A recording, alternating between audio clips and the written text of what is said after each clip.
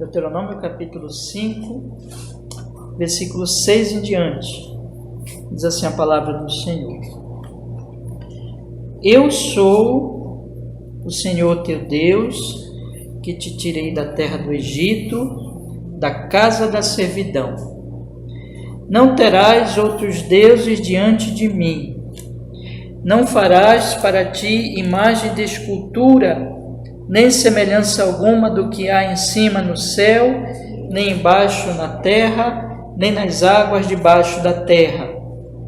Não te encurvarás a elas, nem as servirás, porque eu, o Senhor teu Deus, sou Deus zeloso, que visito a iniquidade dos pais nos filhos, até a terceira e quarta geração daqueles que me odeiam, e faço misericórdia a milhares dos que me amam e guardam os meus mandamentos. Não tomarás o nome do Senhor teu Deus em vão, porque o Senhor não terá por inocente ao que tomar o seu nome em vão. Guarda o dia de sábado para o santificar, como te ordenou o Senhor teu Deus.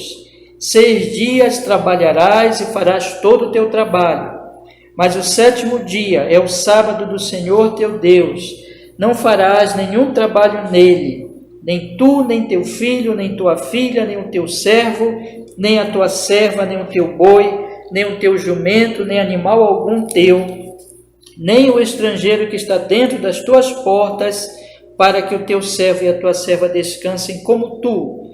Porque te lembrarás que foste servo na terra do Egito, e que o Senhor teu Deus te tirou dali com mão forte e braço estendido. Por isso o Senhor teu Deus te ordenou que guardasses o dia de sábado. Honra a teu pai e a tua mãe, como o Senhor teu Deus te ordenou, para que se prolongue os teus dias e para que te vá bem na terra que te dá o Senhor teu Deus.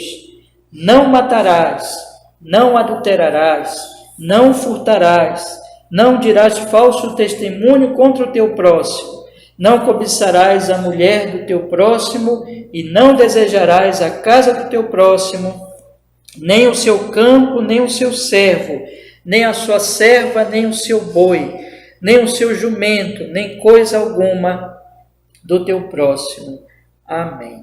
Vamos orar, meus irmãos. Ó Deus, estamos aqui hoje para estudar a sua palavra bendita, para continuar estudando os 10 mandamentos nessa série, e pedimos a sua bênção. Qualquer, Senhor, pecado que houver em nossa alma nesse momento, nos perdoe por Jesus Cristo, seu Filho, e nos fale ao coração, Senhor.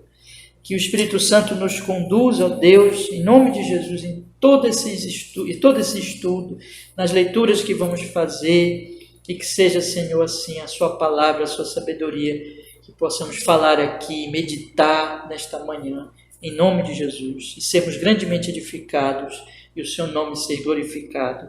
Nós pedimos isso, Pai. Nos abençoe em Cristo. Amém e amém. Pode sentar, meus irmãos, pode sentar. Meus irmãos, vocês têm aí a pergunta de número 113, que nós estamos estudando, catecismo, né, os 10 mandamentos, e neste momento nós estamos nesses domingos estudando o 3º mandamento, que é honrar o santo nome do Senhor, e nós estamos aqui buscando ajuda desse documento antigo, 2 documentos que nós estamos usando aqui, o Catecismo Ortodoxo e o Catecismo Maior de Westminster. E vocês têm aí, meus irmãos, a pergunta de número 113. Quais são os pecados proibidos no 3º mandamento? Nós estamos vendo que alguns pecados aqui, que então são contrários a esse mandamento, ao 3º mandamento do Senhor. E o 3º mandamento é o que está no capítulo, por exemplo, aqui no capítulo 5, no versículo 11, vocês têm aí de Deuteronômio, que diz assim: Não tomarás o nome do Senhor teu Deus em vão, porque o Senhor não terá por inocente ao que tomar o seu nome em vão. E uma coisa que nós já colocamos aqui, irmãos, o nome de Deus significa toda a revelação de Deus, seja nas Escrituras, no Verbo de Deus, no Senhor Jesus Cristo, que é a mensagem central das Escrituras, seja, irmãos, na criação e na providência. Na verdade, para onde nós olhamos, nós estamos vendo a revelação do nome de Deus. Por exemplo, quando eu olho para vocês hoje, há uma revelação de Deus só quando eu olho para vocês, porque o que a Bíblia diz? Que nós fomos criados à imagem e semelhança de Deus. Quando vocês saíram agora de manhã tiveram a bênção aí dos raios solares, que é uma bênção para a nossa vida, a Bíblia diz que Deus se revela pelo sol, Deus se revela por tudo, mas Deus se revela de maneira especial, irmãos, na pessoa do seu Filho Jesus. Mas enfim, desonrar o nome, quebrar este mandamento tem a ver com desonrar esta revelação que Deus nos dá dele próprio no seu santo nome. Então, obedecer este mandamento, o que é? Nós já vimos na pergunta 112, obedecer este mandamento é dar valor a essa revelação, olhar para a criação, olhar para a revelação de Deus, à luz da maior revelação dele, que é este livro aqui, a sua palavra, a sua escritura, e procurar meditar, procurar compreender, receber e então andar de acordo com essa revelação de Deus, irmãos. Então isso basicamente é obedecer este mandamento, é meditar, é ouvir, meditar, crer e ser, então, viver de acordo para a honra e glória desse nome revelado. Quebrar este mandamento é não dar valor a essa revelação, é não usar essa revelação, não dar atenção a ela, ou abusar dela, nós já falamos aqui. E existem vários pecados, irmãos, em que as pessoas, então, elas vão quebrando este mandamento. Então, nós já vimos aqui que então, não dar atenção à palavra de Deus e quando isso acontece, especialmente Deus é desonrado, por exemplo, falar do nome de Deus, ou da Santíssima Trindade, ou dos atributos de Deus, sem a devida reverência. Nós já vimos isso aqui. E aí nós vimos também, meus irmãos, e aí vocês podem olhar, acompanhar comigo, a resposta da pergunta 113, por favor. Se alguém não tiver, eu tenho aqui algumas folhas. Então, irmãos, podem pegar aqui comigo, tá bom? Desejar essa. Diz assim a resposta à pergunta 113. Eu vou ler aqui, eu convido vocês a lerem comigo. Diz assim, a pergunta é, quais são os pecados proibidos no terceiro mandamento? E a resposta é, os pecados proibidos no terceiro mandamento são o não usar o nome de Deus como nos é requerido, e o abuso no uso dele por uma menção ignorante, vã, irreverente, profana, supersticiosa ou ímpia, outro modo de usar os títulos, atributos, ordenanças ou obras de Deus. Então, tudo isso aqui é quebra do nome, essa vã menção de Deus, ou supersticiosa, ou ímpia, ou outro modo de usar os seus atributos, as suas ordenanças, as suas obras. Aí ele continua dizendo assim, a blasfêmia, que a blasfêmia, vocês sabem o que é falar mesmo contrário a Deus, desonrar a Deus mesmo com palavras, o perjúrio, toda abominação, juramentos, votos e sortes ímpios, a violação dos nossos juramentos e votos quando lícitos, e o cumprimento deles por coisas ilícitas, a murmuração, as rixas, as consultas curiosas, a má aplicação dos decretos e providência de Deus, a má interpretação, a má aplicação ou qualquer perversão da palavra ou de qualquer parte dela, as zombarias profanas, questões curiosas sem proveito, vãs contendas ou defesa de falsas doutrinas, o abuso das criaturas ou de qualquer coisa compreendida sob o nome de Deus para encantamentos ou concupiscências e práticas pecaminosas. Eu falei até aqui, semana passada nós paramos aqui. Então falta, na verdade, pouco para nós completarmos, meus irmãos, esta resposta aqui. Eu quero dizer para vocês o seguinte, só para nós, um reforço aqui do que eu já tenho falado a respeito desses assuntos aqui, irmãos. E eu só quero enfatizar aqui, de tudo isso aqui que nós já tratamos, o valor da palavra de Deus. Quero só destacar isso aqui para que nós entendamos a seriedade. Este livro aqui, nós acreditamos que é a palavra de Deus. Então, desonrar um nome é fazer isto aqui, que está no catecismo também, na resposta do catecismo, ou seja, a má interpretação e a má aplicação, ou qualquer perversão da palavra ou de qualquer parte dela. Então, quando eu interpreto mal a Bíblia, e essa interpretação da Bíblia errada, é sempre assim, é sempre levado, não que a Bíblia não seja clara, na maioria dos textos a Bíblia é clara, mas é por causa do nosso coração pecaminoso. Então, o nosso coração, ele impõe às Sagradas Escrituras, vamos dizer assim, uma proposição, uma afirmação que não está na Bíblia, que não está escrito, é uma interpretação errada. Então, eu digo, a Bíblia diz tal coisa que ela não diz, porque interpreta errado a Bíblia, a palavra de Deus. Por exemplo, irmãos, vou dar só um exemplo aqui para vocês. A Bíblia diz, por exemplo, que Abraão ficou muito rico. Só para dar um exemplo para vocês, que é uma coisa, inclusive, comum nos nossos dias. Abraão ficou muito rico. Isaac ficou muito rico. Então, alguém pode tomar esse exemplo, como muita gente faz, e dizer assim, Deus quer que todos os crentes fiquem ricos. Então, é uma interpretação, só que é uma interpretação que a pessoa está impondo ao texto, porque em nenhum momento a Bíblia diz isso. Ainda que Abraão tenha sido rico, Isaac tenha sido rico, mas a Bíblia não diz que todos os cristãos, todos os crentes devem buscar riqueza nesse mundo. Muito ao contrário, a Bíblia diz exatamente o oposto. A Bíblia diz, buscar em primeiro lugar o quê? O reino de Deus e a sua justiça, e as outras coisas vão ser o quê? Acrescentadas, mas nunca diz que eu vou ficar rico. Então, aqui e ali, Deus prospera financeiramente muito uma pessoa, ela fica rica, e a riqueza em si não é pecado. O pecado é o amor ao dinheiro, como a Bíblia diz. Mas em nenhum momento a palavra de Deus vai dizer que nós todos vamos ficar ricos. Só para dar um exemplo muito contemporâneo, que os irmãos já com certeza ouviram esse tipo de interpretação em algum momento. Então, a pessoa ela está impondo à Bíblia o seu desejo de ficar rico. Ela quer que Deus diga, prometa riqueza, quando Deus não promete riqueza. Deus promete cuidar de nós, Deus promete nos guardar, nos abençoar, cuidar de nós, das nossas necessidades, é verdade, mas nunca a riqueza. E Deus também, Jesus mesmo disse, no mundo tereis aflições, nós vamos sofrer, nós vamos ter dificuldade, né? Então, meus irmãos, essa má interpretação, por exemplo, vou voltar ao meu exemplo, a má interpretação da Bíblia faz uma aplicação, leva a uma aplicação errada. Então você diz para as pessoas assim, ore a Deus e busque riqueza, porque Deus promete riqueza. Aí você está interpretando errado e você está aplicando na vida das pessoas a palavra de Deus de forma errada. Agora, você não está fazendo isso com a palavra de um homem, você está fazendo isso com a palavra de Deus. Isso é seríssimo. Isso é quebrar o terceiro mandamento, porque Deus se revela na palavra.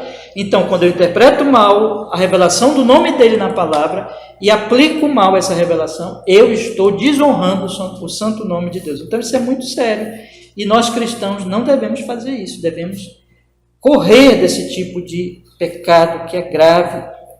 Então, meus irmãos, outro detalhe aqui que eu deixei para falar, nós concluímos semana passada, eu não pude ler, e eu não achei aqui o texto rapidamente, mas eu quero ler com vocês aqui. Eu convido vocês a abrirem as suas Bíblias na carta de Paulo a Tito, no capítulo 3, por favor, abra lá a sua Bíblia. Ainda dentro deste assunto do abuso da palavra de Deus, e quebrando assim o terceiro mandamento por não interpretar bem a palavra de Deus. Vamos ler aqui, Tito capítulo 3, no versículo 8, meus irmãos. Diz assim as Sagradas Escrituras. Tito capítulo 3, versículo 8, que diz assim: fiel é a palavra, e isto quero que deveras afirmes, para que os que creem em Deus procurem aplicar-se às boas obras. Estas coisas são boas e proveitosas aos homens. Eu quero parar aqui um pouquinho. Irmãos, existem coisas proveitosas e existem coisas completamente inúteis. Inúteis.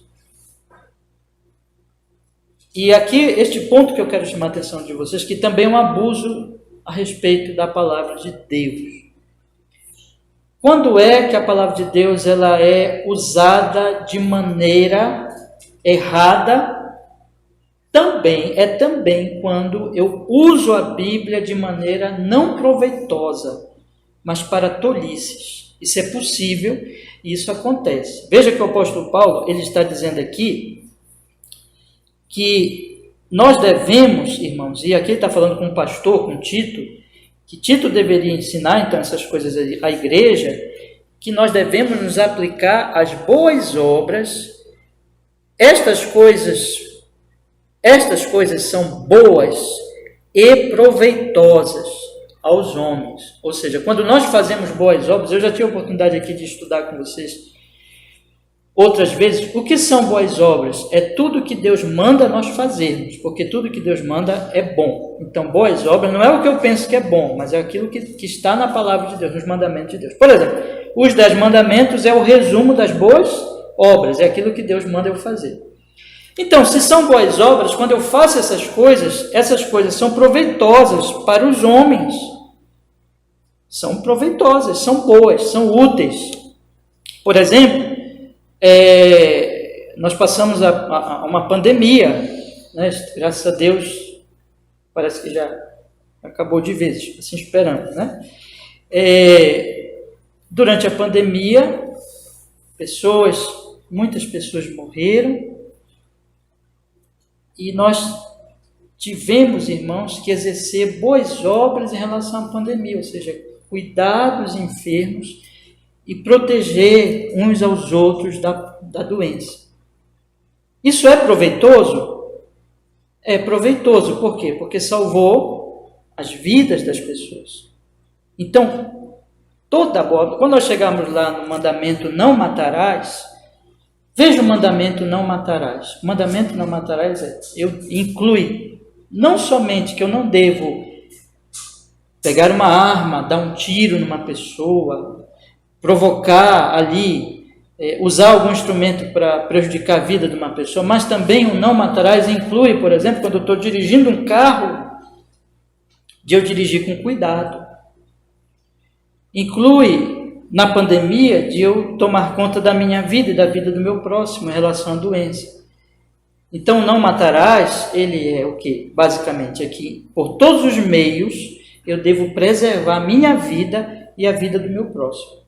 Eu não devo ser instrumento de morte, eu não devo ser instrumento de prejuízo para o meu próximo. Então, isso é uma coisa proveitosa.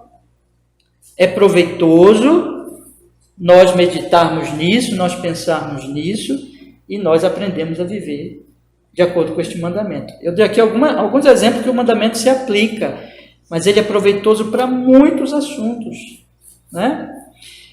Agora, meus irmãos,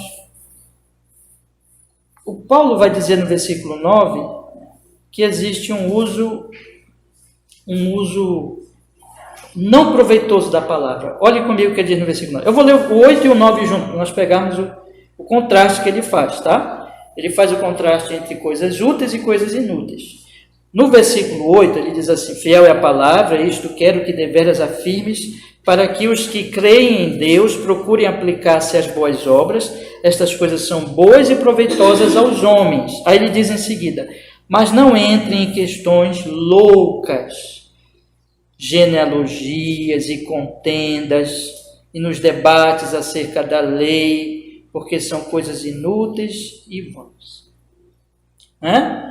Então, eu quero aqui explicar para vocês melhor isso aqui. Veja que ele está falando de questões loucas, como genealogias e contendas, e nos debates acerca da lei, porque são coisas inúteis e vãs. Genealogias, possivelmente, se refere às genealogias que estão na própria palavra de Deus. Debates acerca da lei diz respeito a muitas interpretações a respeito dos mandamentos da lei de Deus. Então, veja, ele está falando aqui de eu usar o que está na Bíblia, o que está na palavra de Deus, só que eu usar para o quê? Questões, observe as qualificações que ele dá aqui. Questões loucas, ele fala aqui no finalzinho, coisas inúteis e vãs. Então vamos pensar aqui. Questões loucas, coisas inúteis e vãs. No versículo 18 ele tinha falado que, no finalzinho, estas coisas são boas e proveitosas aos homens. O que é bom e proveitoso? As boas obras, de acordo com a lei de Deus, de acordo com a palavra de Deus. Então, quando eu interpreto bem a lei de Deus, eu passo a agir de forma proveitosa com relação ao meu próximo. Mas existe uma maneira de eu interpretar a lei de Deus, de eu começar a entrar em debates de interpretação da lei que não é proveitoso. Esse é o ponto que eu quero chamar a atenção dos irmãos, porque ele está dizendo isso aqui claramente. Ele está dizendo assim, questões loucas, genealogias e contendas e nos debates acerca da lei. Quando é que isso acontece? Por exemplo, em relação às genealogias. Existem lá as genealogias, mas nós começamos a entrar em detalhes e debater interpretações sobre genealogias verdadeiras, que isso é verdadeiro, que isso não é verdadeiro, e começar a tratar de minúcias e de detalhes e ficar nesses aspectos, e aquilo virá contenda de coisas que não são assim tão significativas, tão importantes, mesmo que eu tenha razão, mas são coisas que não são tão importantes e que não pode, irmãos, nunca, nem das coisas importantes eu devo entrar em contenda, muito menos nas coisas que não são importantes. Mas, geralmente, em coisas insignificantes, por causa do orgulho humano, por causa da prepotência humana, as pessoas brigam, as pessoas entram em contenda. Ora, não precisa eu falar para os irmãos do que acontece na internet diariamente, né? Todo mundo que está na internet e que vê esses ditos debates ou discussões de internet sabe e que ali, na maioria, são sobre coisas inúteis, de respeito à arrogância dos homens, mesmo que tenha o pretexto de falar da Bíblia, de falar da palavra de Deus, porque há uma maneira de eu usar a Bíblia para o meu orgulho e de começar a tratar de assuntos que não são assim tão importantes, que, por exemplo, a Bíblia não dá atenção e que a Bíblia não esclarece sobre muitos assuntos, e é verdade. Você lembra que diz lá no Deuteronômio 29, 29? Você já tem decorado já? As coisas reveladas pertencem a nós, mas as ocultas pertencem a quem? A Deus, né? Então, tem coisas que Deus não revelou, ou tem coisas que Deus revelou parcialmente. Por exemplo, dá um exemplo aqui para vocês. Esses dias eu preguei sobre que as portas estavam trancadas e dos discípulos, lembra? Depois da ressurreição, e de repente Jesus apareceu no meio deles e disse o quê? Paz seja convosco. Veja, o que a Bíblia diz ali? A Bíblia diz que as portas estavam trancadas e que Jesus apareceu ali no meio deles, não é? Depois de ressurreto dentre os mortos. Ponto. É isso que ela diz. Ela diz muita coisa, portanto. Ela diz como foi que Jesus entrou lá. Ela não dá detalhes, ela só diz isso. Portanto, não seria proveitoso eu começar a fazer muitas especulações sobre as propriedades do corpo ressurreto de Cristo, começar a entrar em muitos detalhes sobre as características, sobre as propriedades do corpo depois da ressurreição, baseado nesse texto.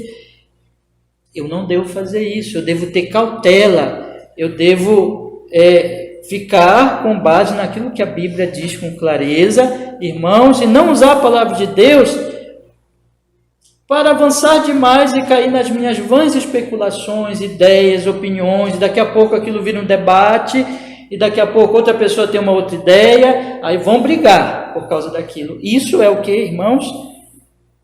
Contendas tolas, questões que Deus, se Deus não falou, é porque não é importante, né? Eu não estou dizendo, irmãos, que nós não podemos falar das propriedades do corpo de Cristo e até dizer alguma coisa sobre este fato, mas avançar demais e ir além do que o texto diz é perigoso. E isso muita gente faz. Não é? Ele diz aqui, debates acerca da lei, ou seja, a lei diz tal coisa, a lei fala isso, mas existem as interpretações da lei.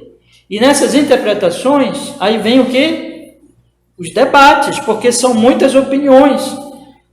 E aquilo pode virar, irmãos, uma coisa que não tem fim. Na maioria das vezes, podemos dizer assim, não é difícil interpretar. Na maioria das vezes, está claro o que as Sagradas Escrituras está dizendo. O problema, de novo, é o nosso coração, que começa a fazer interpretações, levado não pelo que a palavra de Deus diz, mas pelo aquilo que eu gostaria que ela dissesse, o que eu penso que ela está dizendo. E aí uma outra pessoa vai ser levada ao mesmo princípio do seu coração também, e vai dar uma interpretação diferente da minha. E aí uma terceira pessoa vai dar uma interpretação diferente. E assim, na história, vamos dizer assim, das interpretações, por exemplo, se nós formos estudar o pensamento humano, a filosofia humana, as ideias humanas ao longo da história, não existe acordo entre os homens, entre os vários pensamentos, as várias ideias, as várias opiniões. Os homens, eles são uma fábrica de ideias, de especulações, de pensamentos, de opiniões. E quando isso acontece com relação às Sagradas Escrituras, meus irmãos, uma pessoa interpreta de um jeito, outra pessoa interpreta de outro jeito, um terceiro interpreta de um terceiro jeito, o quarto, e aí vira o quê? Um debate. Existe algo, deixa eu falar para vocês para que ninguém me entenda mal, existe algo útil nisso? Nós estamos todos juntos, estudando a Bíblia ao longo da história da igreja, nós pedimos auxílio dos antigos, nós não somos inventores da roda, nós refletimos junto com os nossos irmãos, isso é bom e isso é útil, eu não estou falando contra isso, tá? O que eu estou dizendo é quando a coisa vira uma disputa de ego e de opiniões, e vira então uma contenda em cima de interpretações e às vezes de coisas novamente sem importância, e as pessoas começam a brigar, a debater certos detalhes da lei de Deus. E é isso que Paulo está dizendo. Vocês estão percebendo isso? Vocês estão percebendo que ele está falando do mau uso deste livro aqui?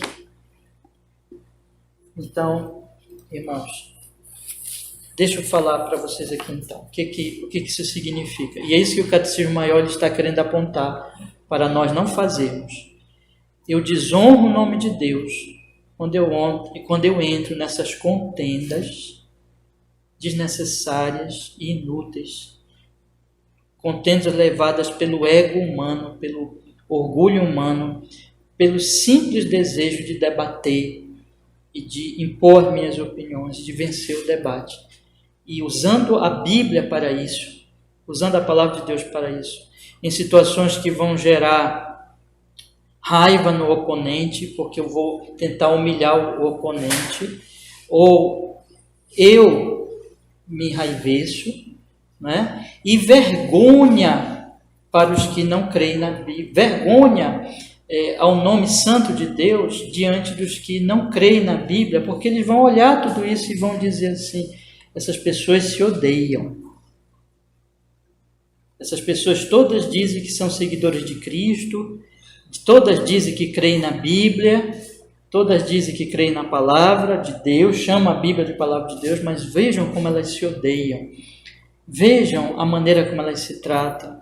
E vejam também como nem elas entram em acordo sobre essas coisas. Isso é uma vergonha diante daqueles que não creem na palavra de Deus. Isso acontece, irmão, na internet todos os dias, nas redes sociais, nessas discussões vãs e tolas. Antigamente as pessoas faziam isso assim pessoalmente, ou numa ligação de telefone, ou por uma carta, sei lá, né? E isso não era tão público, mas agora na internet está público. E é muito triste observar o nível de contenda, de briga, de confusão, de ódio por coisas que não são, no final das contas, tão importantes e que poderiam ser interpretadas e levadas com mansidão, com amor, com paciência. Nós temos visto isso, nós vimos isso nesses dias agora de eleição, nos debates de cristãos sobre este ou aquele candidato. Nós temos visto isso, irmãos, só para dar um exemplo para vocês, em várias circunstâncias e em vários assuntos, em que pessoas tomam a Bíblia e tentam usar a sua interpretação, impor a sua interpretação e as suas ideias aos outros, e aí o outro também não se agrada e entra em debate com ele, e aí vira uma briga, vira uma contenda, onde a Bíblia está sendo usada. A questão é o seguinte: isso já seria errado se eu usasse a filosofia, sei lá, de Platão, de Aristóteles. Isso já seria mal para um cristão brigar por isso, né? Isso já seria mal se isso fosse, se virasse uma contenda por questões outras, seja as quais forem. Mas isso é mais grave porque as pessoas estão usando o nome de Deus, o nome de cristão e a palavra de Deus nas suas contendas, nas suas brigas, na sua confusão. Então isso, meus irmãos, também é desonrar o santo nome do Senhor, né? Vamos ler de novo aqui o texto? Tito, capítulo 3, versículo 8 e 9, para os irmãos guardarem no coração. Diz assim: fiel é a palavra, e isto quero que deveras afirmes, para que os que creem em Deus procurem aplicar-se às boas obras.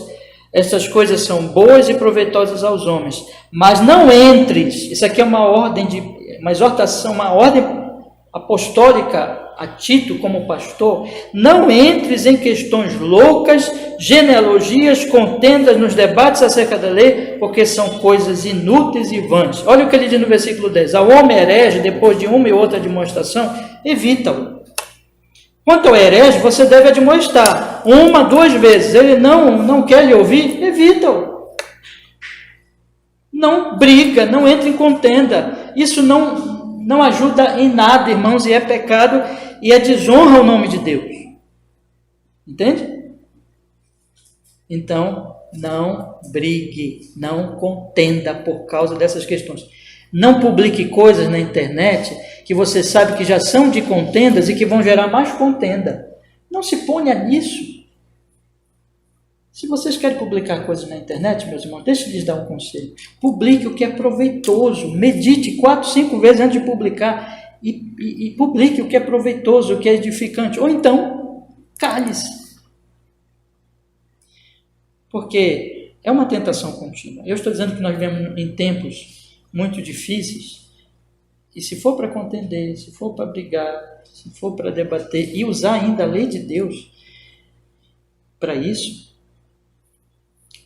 é quebrar o terceiro mandamento. Então, aplique a sua vida, pense, medite, né? Especialmente os irmãos mais jovens que estão mais aí dentro da internet, né? Mas todos nós aqui, na verdade, porque isso é um assunto muito importante, irmãos. Bom, deixa eu continuar agora, tá? Vamos avançar agora para um outro pecado. Estamos falando dos pecados, né? E falar nos pecados é dolorido, porque se trata dos nossos pecados, né? Mas vamos continuar, meus irmãos. Ele diz aqui, lá no finalzinho já da resposta, ele coloca algumas situações aqui agora de pecado também contra o santo nome, contra a palavra de Deus. Veja, ele diz assim: a difamação, o escárnio, vituperação ou qualquer oposição à verdade, à graça e aos caminhos de Deus. Esse é um pecado. Eu vou primeiro falar desse, depois nós vamos falar dos outros. Se der tempo, a gente conclui hoje aqui. Bora ver se dá tempo. Bom, esse outro pecado aqui é o seguinte, eu vou ler de novo aqui. A difamação, o escárnio, a vituperação ou qualquer oposição à verdade, à graça e aos caminhos de Deus. Vamos lá. O que é isso, meus irmãos?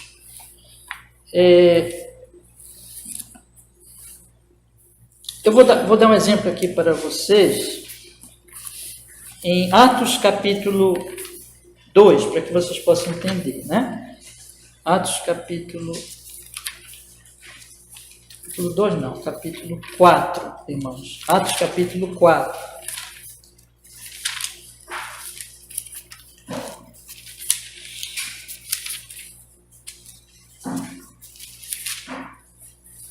Diz assim.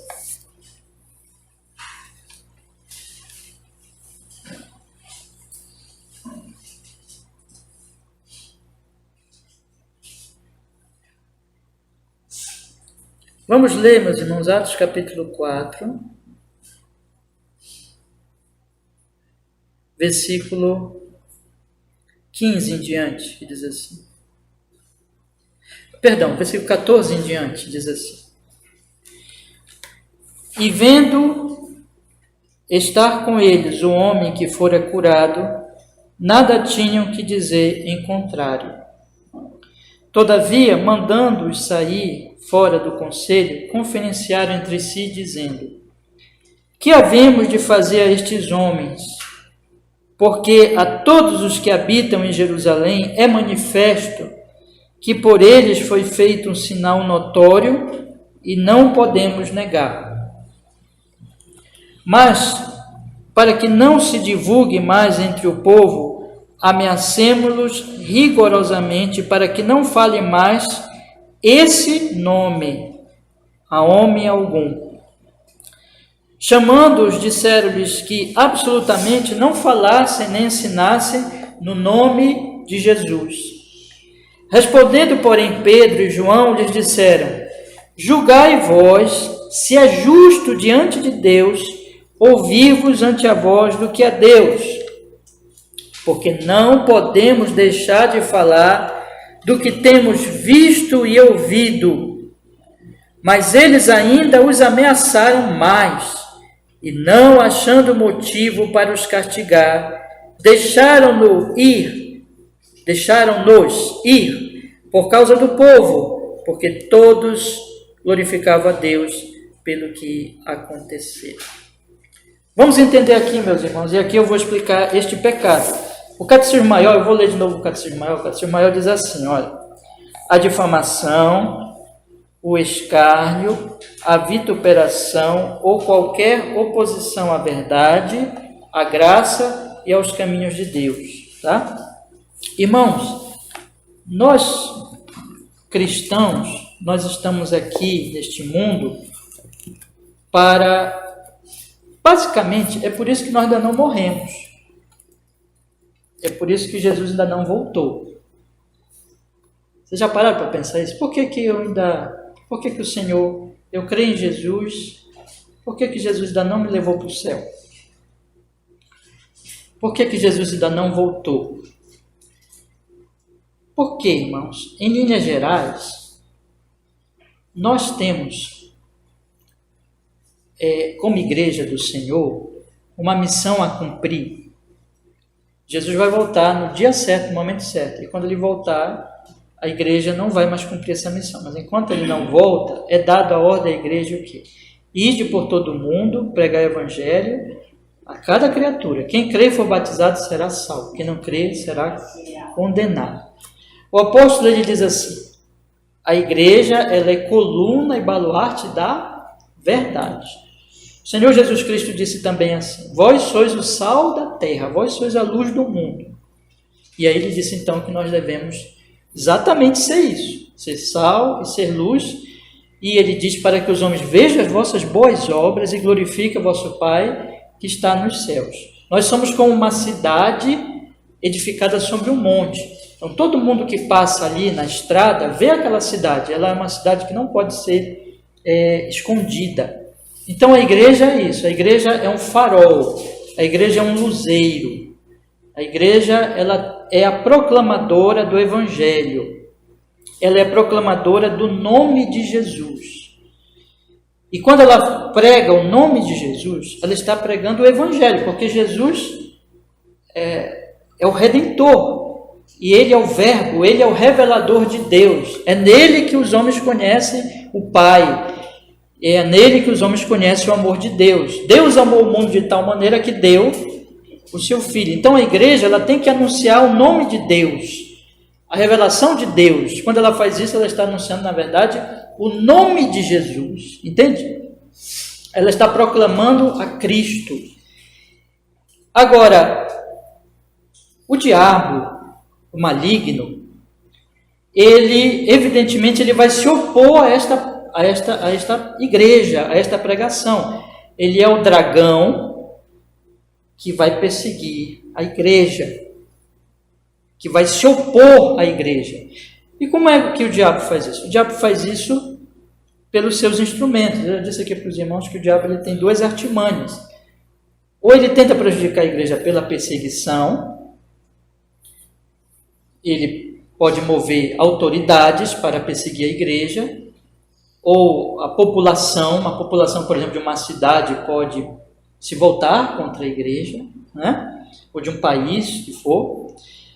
O diabo pode incitar isso e usar esses meios, mas ele também pode usar a sedução, que é oferecer os poderes deste mundo, especialmente para líderes da igreja, para que corromper essas pessoas e corromper a igreja, né?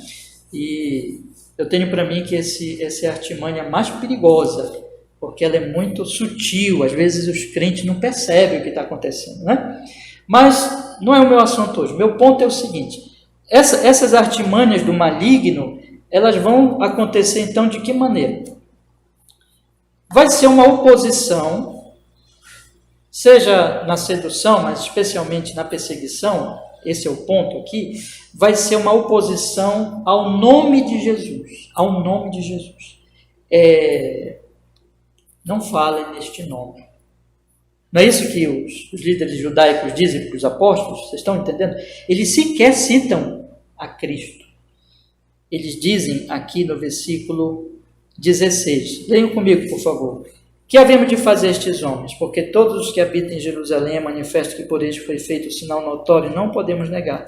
Mas para que não se divulgue mais entre o povo, ameacemos-los rigorosamente, para que não falem mais nesse nome a homem algum. A resposta dos apóstolos é: julgai vós diante de Deus. Vou ler o 18. Chamando, disseram absolutamente não falasse nem ensinasse o nome de Jesus. Aí eles dizem: julgai vós se é justo diante de Deus ouvir-vos ante a voz do que a Deus, porque não podemos deixar de falar o que temos. Um ponto importante aqui: visto e ouvido. Eu vou falar isso aqui hoje à noite. Hoje à noite eu vou tratar dos apóstolos como testemunhas oculares na exposição de hoje à noite. Mas veja que está aqui já. Os apóstolos eles são testemunhas oculares. Eles viram e eles ouviram. Eles viram Jesus, a morte, a ressurreição de Cristo, e eles ouviram Cristo. E eles anunciavam Cristo. Eles eram testemunhas de Cristo. Eles tinham que fazer isso. Pois bem, essa liderança judaica não falem nesse nome. Não falem no nome de Jesus. Não ensinem no nome de Jesus. Eles não podiam negar o milagre. O homem tinha sido curado. Vocês lembram do milagre relatado por Atos dos Apóstolos e que gerou toda essa confusão aqui. Eles não podiam negar o milagre, mas eles disseram assim: não falem deste nome. Só que os apóstolos Pedro e João dizem: nós não podemos deixar de falar do que temos visto e ouvido. Visto o quê? Visto Jesus. E visto o que aconteceu com ele. Ele ressuscitou dentre os mortos. E ouvido o quê? Ouvido o quê? Ouvido a palavra de Jesus, o que ele falou para nós. E Jesus é o Filho de Deus. Jesus é o Salvador. Jesus é aquele que é o Verbo encarnado. Portanto, nós não podemos deixar de falar o que Deus mostrou para nós, o que Deus revelou para nós no seu Filho. Quando aqueles homens, eles estão dizendo, não falem no nome de Jesus, em suma, Eles estão dizendo: não anunciem o que Deus... Olha só, irmãos, a gravidade absurda disso. Não anunciem o que Deus disse para vocês anunciarem dele mesmo, dele próprio. Não falem mais disso. Não anunciem o que Deus mandou anunciar. Por isso que Pedro diz: quem nós vamos obedecer? A quem nós vamos ouvir? Nós vamos ouvir a vocês ou a Deus? Porque quando vocês estão se opondo à nossa mensagem, vocês não estão se opondo a nós. Vocês não estão se opondo a meros mortais, homens frágeis e pecadores. Vocês estão se opondo a Deus, ao nome de Deus. Quando o Senhor Deus diz no 3º mandamento: não tomarás o nome do Senhor teu Deus em vão, porque Deus não terá por inocente aquele que tomar o nome em vão, o nome do Senhor, seu Deus, em vão. Isso é um tipo de oposição ao nome de Deus. Quando a pessoa se põe em oposição declarada à pregação do Evangelho. Observe, irmãos, existem aqueles tipos de incrédulos, de pessoas ímpias, que elas não creem em Jesus e elas não vão crer nunca, infelizmente. E elas vão perder a própria alma. Mas elas nunca se opõem assim. Elas são até educadas e elas ouvem os cristãos e elas até respeitam e elas até, a certo nível, permitem as palavras dos cristãos. Existem pessoas assim nas nossas relações, existem autoridades assim que não se opõem. Existem pessoas, enfim, que elas não tomam nenhuma atitude assim, tão declarada contra a pregação do Evangelho. Essas pessoas estão pecando também, essas pessoas também estão perdidas, essas pessoas nós temos que orar por elas, para que elas se convertam. Nós desejamos a conversão delas, mas elas não estão cometendo este pecado específico. Vocês estão entendendo o que eu estou falando? Mas existe aquele tipo de pessoa incrédula, e às vezes, irmãos, até pessoas que passaram pela igreja. Isso é muito triste dizer, mas eu tenho conhecido algumas pessoas assim. E elas mesmo dão testemunho de que já foram crentes ou cristãs e assim por diante. Elas dizem que já creram em Cristo, mas elas agora, de maneira franca, de maneira aberta, elas se opõem e elas contrariam e elas escarnecem. Esse tipo de atitude aqui que o Catecismo Maior fala. Vamos ler aqui, meus irmãos. A difamação, o escárnio, a vituperação ou qualquer oposição à verdade. Qualquer oposição se refere a todo tipo de oposição, mas existem formas de oposição. Quando a pessoa se opõe, a pessoa está fazendo alguma coisa concreta. Ela não é simplesmente indiferente, entende? Existe aquele incrédulo indiferente, que, no coração dele ele não aceita, mas ele, por exemplo, não fala contra Cristo. Ele tem até um certo receio, né? De falar contra Jesus, contra Cristo, contra os cristãos, contra a igreja. Ele fica calado, ele não se intromete nesses assuntos. Eu conheço até ateus assim. Pessoas que declaram: olha, eu não acredito em Deus, mas você não vê essas pessoas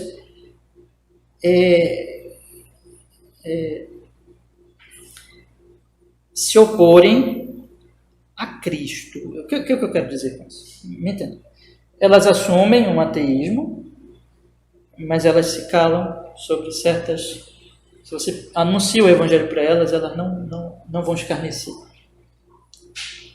Elas já estão pecando, evidentemente, no seu ateísmo. Eu estou dando o exemplo extremo do ateísmo para mostrar para vocês que há aqui uma diferença nesse tipo de pecado. Para dizer para vocês que até um ateu pode não chegar a esse tipo de pecado. Esse aqui é um pecado extremamente, irmãos, grave. Tá?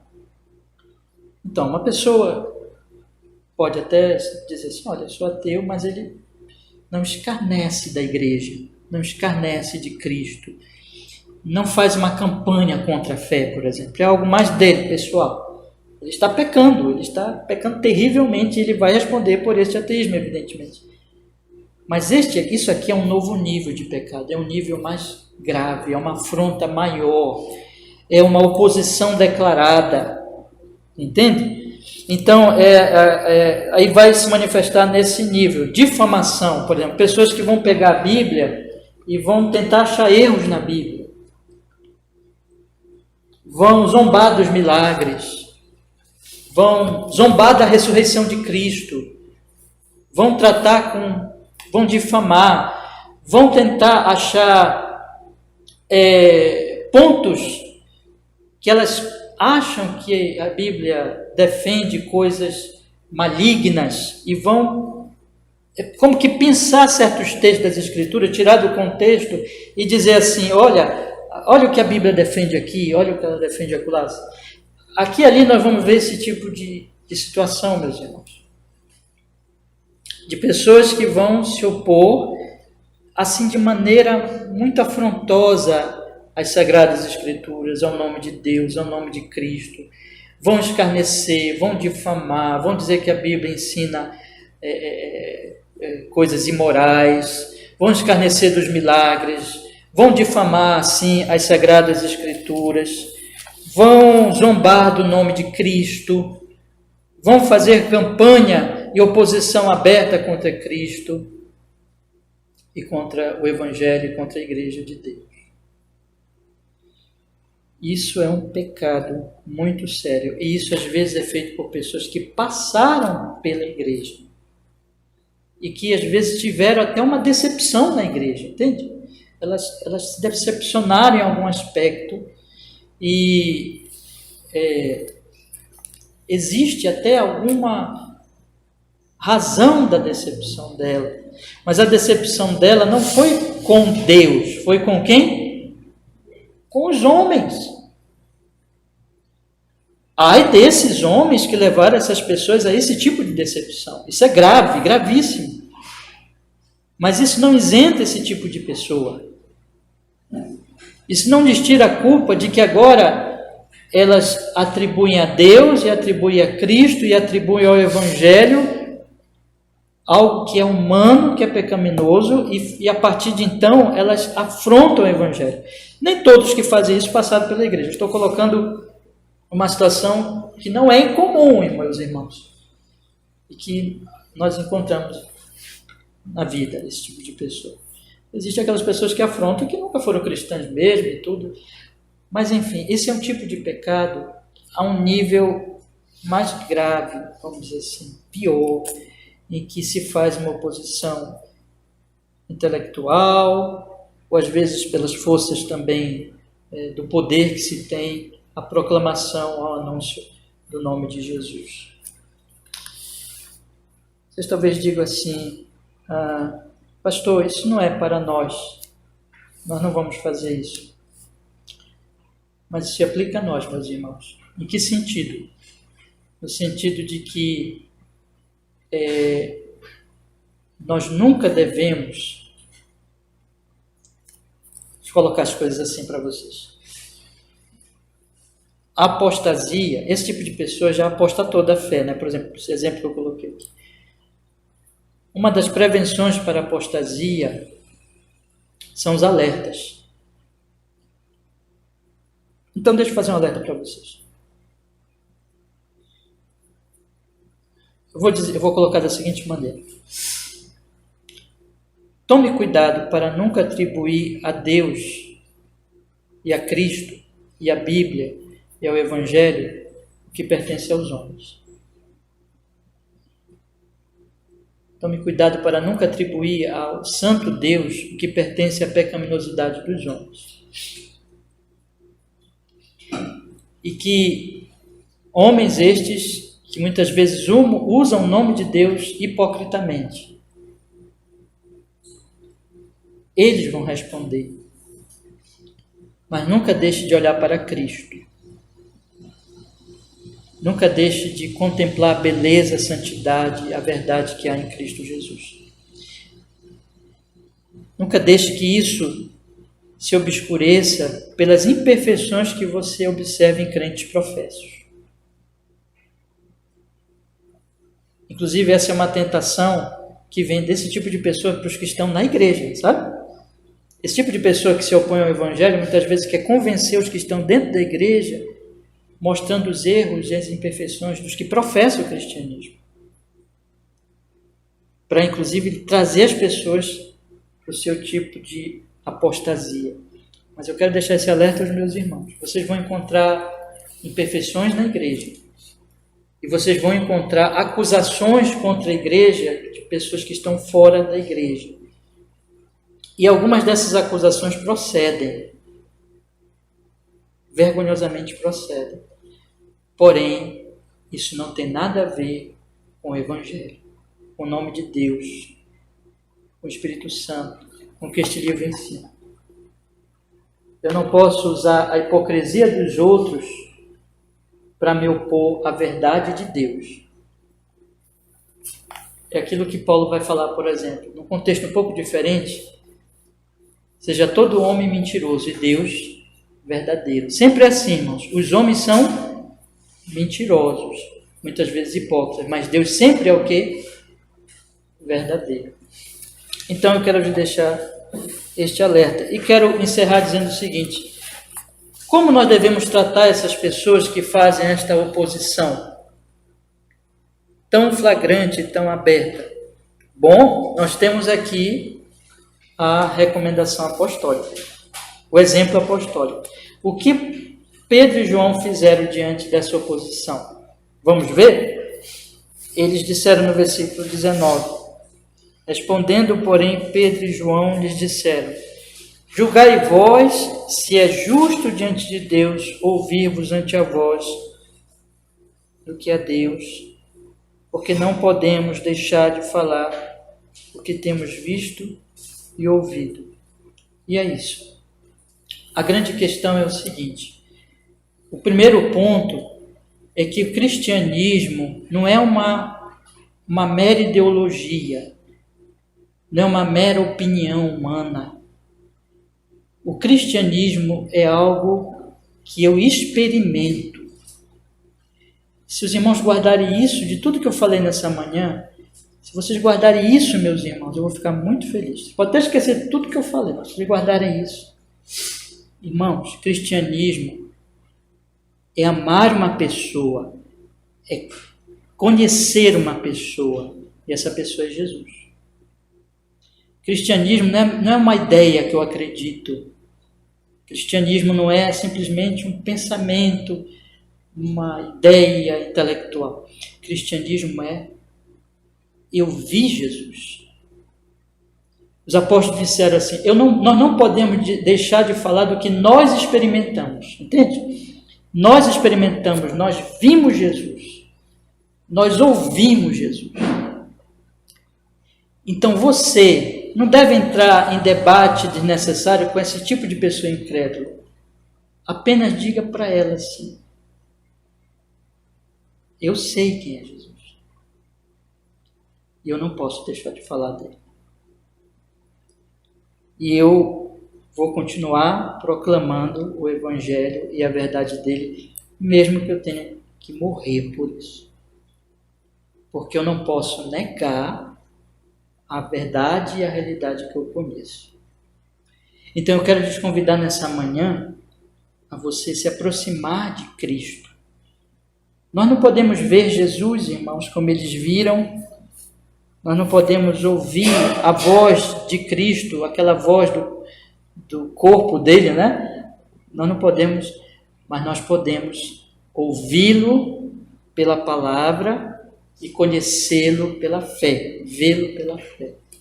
E eu quero convidar vocês a crescerem nisso, porque se vocês crescerem neste conhecimento, vocês vão poder resistir a essa oposição. E muitos desses, deixa eu falar uma coisa para vocês. Deus, ele pode converter esse tipo de pessoa através do nosso testemunho. Vou dar só um exemplo para nós encerrarmos hoje. Vocês lembram de Estevão, que morreu debaixo dos opositores ao santo nome de Jesus? Mataram Estevão, vocês lembram dele? Vocês lembram quem estava lá guardando as roupas? O Paulo, né? E vocês lembram que depois este que concordou com aquela oposição se tornou o grande apóstolo. Então eu vou pedir para vocês uma coisa: não odeiem essas pessoas, não tenham ódio delas, não façam isso.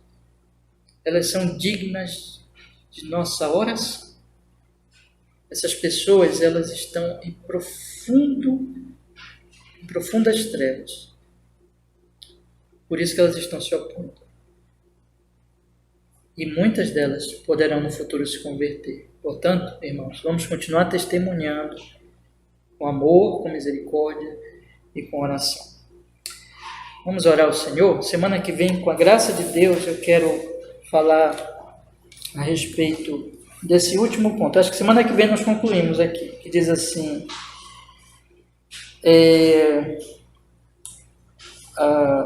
falei da oposição, né? E depois aqui a defesa da religião por hipocrisia ou para fins sinistros, o envergonhar-se da religião, ou ser uma vergonha para ela por meio de uma conduta inconveniente, imprudente, infrutífera e ofensiva, ou por apostasia. Então aqui nós vamos falar, se Deus quiser, na semana que vem. Eu queria encerrar lendo com vocês um texto que eu até de vez em quando coloco para nós decorarmos. Bora ler? Colossenses 3:17. Abra lá sua Bíblia, por favor. Colossenses 3:17. Vamos encerrar com esse grande versículo da palavra do Senhor. Diz assim, meus irmãos: e quanto fizerdes por palavras ou por obras, fazei tudo em nome do Senhor Jesus, dando por ele graças a Deus Pai. É isso que nós temos que fazer. Deus nos abençoe. Vamos orar, meus irmãos. Senhor, muito obrigado, porque nesta manhã preciosa do dia do Senhor, nós podemos meditar, Senhor, nestas verdades. Que o Espírito Santo use o que for realmente a sua palavra, que foi dito aqui hoje, Senhor, para edificar o nosso coração, para nos fazer crescer na sabedoria do mandamento do Senhor. Perdoe onde pecamos, Senhor. Perdoe onde entramos em vãs contendas, onde nos aborrecemos e falamos alguma coisa, até usando a sua palavra, com aborrecimento, defendendo a nossa própria arrogância e interpretação. Perdoa, Senhor. Tem misericórdia dos que conhecemos e que estão nesta situação trágica de se opor ao santo nome, que eles se arrependam antes que tenham que encontrar-se com o justo juiz a quem eles têm afrontado, Senhor. E que nós possamos ter coragem de testemunhar com amor, com misericórdia. Que o Senhor nos abençoe, a mim e os meus irmãos, com a comunhão cada vez mais íntima, mais profunda com o Senhor Jesus, através da palavra, Senhor. Nós possamos dizer junto com Pedro: não podemos deixar de falar do que temos visto e ouvido. Que a nossa comunhão seja real, que o nosso cristianismo seja o cristianismo com a pessoa bendita do Filho de Deus, e que nós possamos nos parecer cada vez mais com Ele, Senhor. Ao falarmos e ao fazermos qualquer coisa, as pessoas possam olhar para nós e ver Cristo Jesus. Nós possamos ter o bom perfume do Evangelho de Cristo, Senhor, e através do nosso testemunho, muitos sejam salvos. Abençoa a nossa querida igreja, abençoa os nossos irmãos amados, para que todos aqui, e os que faltaram também hoje, eles possam, Senhor, crescer nesta comunhão, sendo sal, sendo luz, em nome de Jesus. E o seu nome tão santo seja glorificado cada vez mais na nossa vida, Senhor, em Jesus. Nós oramos e agradecemos. Amém.